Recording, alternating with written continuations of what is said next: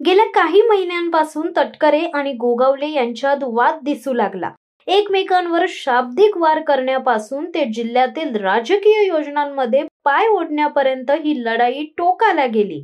या संघर्षाची झळ जिल्हास्तरीय एकात्मतेवर पडत असून स्थानिक स्वराज्य संस्थांच्या निवडणुका डोळ्यासमोर ठेवून या दोन्ही पक्षांमध्ये भिंत उभी राहिली। शिवसेनेने आता ठोस भूमिका घेतली की राष्ट्रवादी काँग्रेस सोबत कोणतीही युती करणार नाही। तटकरे आणि त्यांच्या गटाने सातत्याने शिवसेनेच्या निर्णय क्षेत्रात हस्तक्षेप केला असून जिल्ह्यात आणि अंतर्गत गटबाजी घडवून आणली। याच पार्श्वभूमीवर शिवसेना स्वतंत्र स्वबळावर तयारीत आहे आणि राष्ट्रवादीला बाजूला ठेवून स्वतःचे वर्चस्व सिद्ध करून पाहत आहे। या घडामोडी पाहता स्थानिक आमदार महेंद्र थोरवे, महेंद्र दळवी त्यांची तर पूर्णतः साथ लाभली आहे।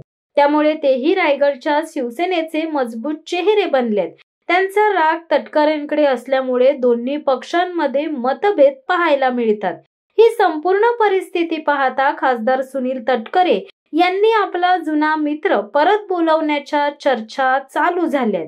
हा मित्र म्हणजे शेतकरी कामगार पक्ष अर्थात शेकाप। एकेकाळी रायगडमध्ये शेकाप आणि राष्ट्रवादी हे गठबंधन होते।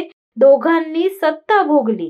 काही काळातच राजकीय सत्तेमध्ये दोघांमध्ये अंतर निर्माण झाले। आज शेकापची स्थिती फारशी बळकट नाही। ते अस्तित्व टिकवण्यासाठी धडपडत आहे।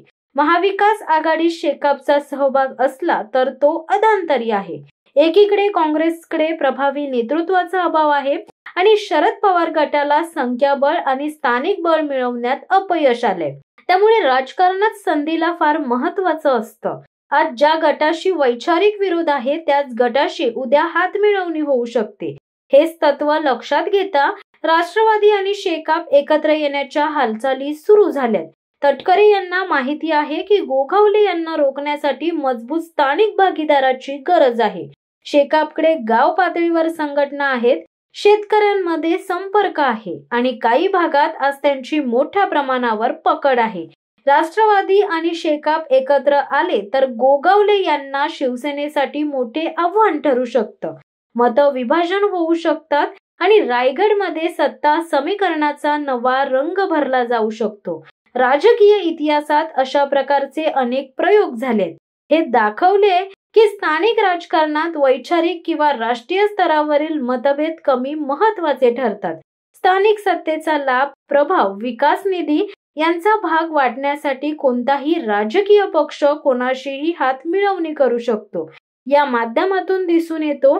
त्यामुळे रायगडमध्ये राष्ट्रवादी आणि शेकाप एकत्र आले तर तो एक आश्चर्याचा वाटावा असा प्रकार नसेल। उलट ही एक योजनाबद्ध रणनीती असेल जिचा उद्देश आहे तो म्हणजे गोगावलेंना रोखणे।